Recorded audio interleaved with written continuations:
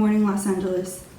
Top news story. On the day of Monday, July 6th, it was discovered that ICE plans to deport college students here in the United States of America on student visas if the schools they are attending is only online courses this coming fall. International students are at risk of deportations when the universities are still debating whether to transition to online courses due to the worldwide pandemic. Some universities, such as Harvard, have made the impromptu decision to begin online instruction for all attending students on and off campus. In a comment made by ICE following their statement last Monday, students who fall under certain visas may not take a full online course load and remain in the United States. The U.S. Department of State will not issue visas to students enrolled in schools and/or programs that are fully online for the upcoming fall semester, nor will the U.S. Customs and Borders Protection permit these students to enter the United States. The backlash received by social media has been overwhelmingly negative toward the recent news.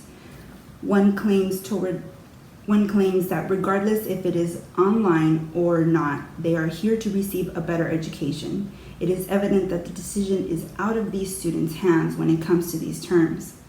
Later on in the week, on July 8th, nearly 2 days after the Trump administration's newest restrictions on international students, Harvard and MIT both issued a lawsuit against the administration, arguing that the policy jeopardizes students' safety and forces the universities to reconsider fall plans. They have spent months preparing in spite of COVID-19. More than 200 universities have backed up this legal challenge as well as signed court briefs. We will soon find out more on the matter in the next upcoming days. Thank you very much. My name is Sociology. I will take you now to Priscilla Hernandez with the next top news story.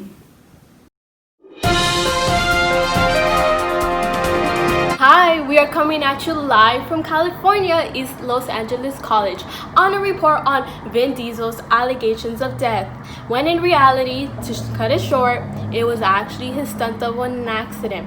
But before I get to that, there is fake website going around on Facebook that claims on the title it would say Hollywood actor professionally known as Vin Diesel died in a backyard stunt, fail CNN News. There was another website going on, it's just in, actor Vin Diesel dies after a failed attempt to perfect a stunt on set. While Vin Diesel does do some of his stunts on set, not all are made, and the accident occurred was actually his stunt double, Joey Watts. We will get to further in that, but before I report on that, let me tell you what's going on with Facebook. This shared link was going around after many were received on Facebook. It would ask you to post it on your Facebook Live before viewing this. Many believe that this was an actual website due to the reason that Robin Roberts, who's from the ABC host of Good Morning, when you would click on it, it would say, "Finally, I have some very sad news." But before getting to those news, it would lock the video. And so if you want to see the video, you would have to post it on your Facebook timeline. So many did, and after it would send them directly to pornography websites. Many of these websites are considered to be death hoax, and many are entitled for you to be intrude into them because of breaking news or just in or important news. So you have to be careful when viewing these websites, especially one of the key things that this website included was the name of Vin Diesel. His name was misspelled in that website, and that's when you know that is not a true website. Now, let's go back to Joey Watts, the stuntman. After an accident, Joey Watts was hospitalized after attempting a stunt on set for the Fast and Furious 9. Sources say he was meant to be left dangling below the balcony and via the wire, then lowered slowly onto the ground. However, the safety cable snapped and he went directly hit the floor on his head. And he suffered from a serious injury on his head and was put into a induced coma.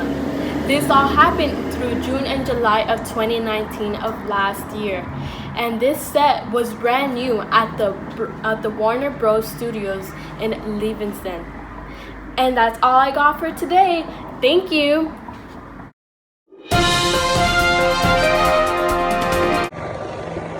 Today's news, we're going to be talking about marijuana. All around the world, people like using this type of plant for food or essential oils for their body. They also use it to smoke and feel some type of way. Marijuana has some advantages and disadvantages. Some advantages is marijuana can prevent some diseases or help you get cured. For example, it can help you get prevented from cancer. Some disadvantages are damaging the brain, or it can give you a risk on society. For example, on society, people probably don't want to be around you, or they just don't like the smell of it, and they just don't want to be part of that. There are different types of weed like sativa, hybrid, and indica. Marijuana can also bring you health problems, like breathing problems, or can give you anxiety or any type of way. A lot of teenagers use weed to feel a feeling or party with the friends. Honestly, I used to do weed, but I stopped doing it because it used to make me feel like really bad, like give me bad trips or a bad high, so I just stopped.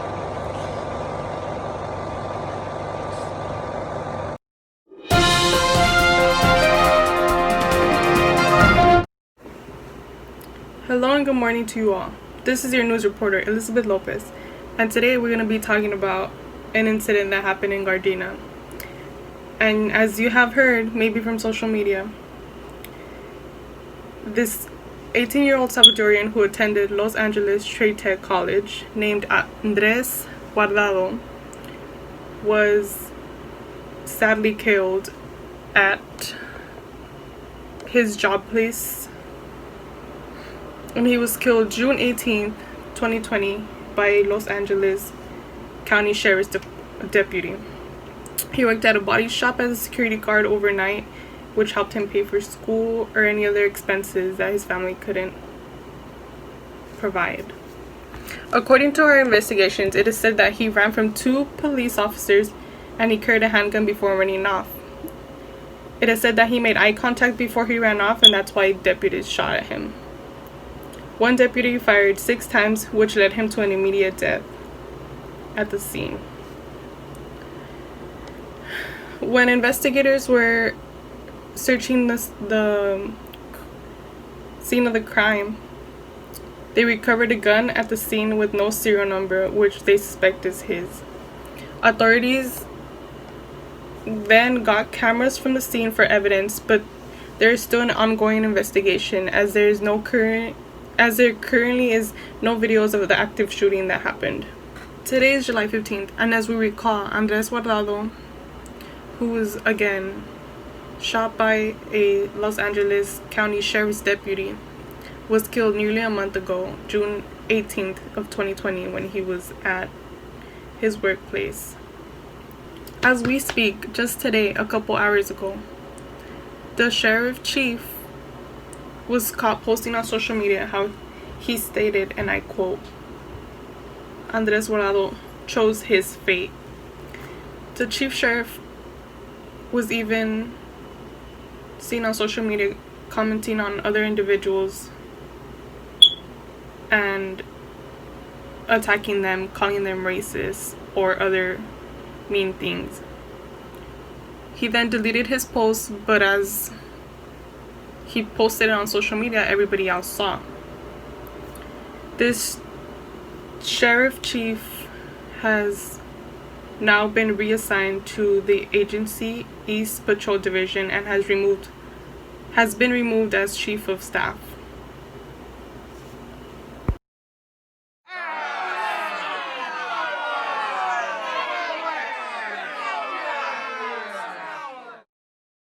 Here are some absolute key points to look for.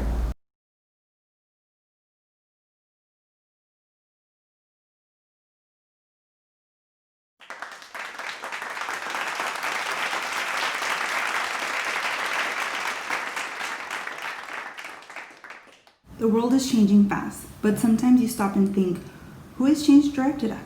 Could it be a certain individual or everyone? No matter the change, a social movement is happening. Whether it fits the so-called big picture or if it's micro-focused on a little thing. For me, today's society is at its all-time high, and this generation is doing all it can to fix what was broken or hurt in the past, and it is amazing to be able to witness it firsthand. Hi everyone, my name is Priscilla Hernandez and I'm currently going to be a senior at Sacred Heart High School. I have always lived in the area of Southgate and have always lived with both of my parents who are from El Salvador. I have always been a person who's been active on social media and always likes to listen to many of the social issues going on. How I heard about the Vin Diesel topic is from a friend who saw it on the news reports on Telemundo. And I also saw this from many parents on Facebook. And personally, I am not such a huge fan on Facebook. And I know as these generations move on, some of my friends get their news on Snapchat news feeds. There's many who many of the movements going on are through Facebook and through Instagram. And many of their parents get their information from Facebook news. And I know that many have become an essential part of their lives, their phones. And that's one of the big cases going on in today's society. These new inventions, these new gadgets going on in the world, that our phones is something that we have. I bet in every household there's at least one phone to use. And part of that way is that Facebook and Snapchat, they're all free. They're all free. And it's no cost necessity. It's only that you have to make your own profile. And with that profile comes some types of personal information as well. I think phone numbers are something that are personal as well. Birthdays or stuff like that are personal. And so now, since we are all able to access our phones now, a TV with DirecTV or all that is not as an essential part anymore, because we can just get our news from Facebook, from the internet, from Instagram, from Snapchat. So it's not as a big part when it used to be with the TV. So with that being said, news medias are such a big platform today use, and they contain a lot of information, and we read about them all the time. We read details of them, and sometimes they can be true. Yes, they can, but not all are true. And we have to be careful when we read. We don't believe in everything they say, because not everything is believable.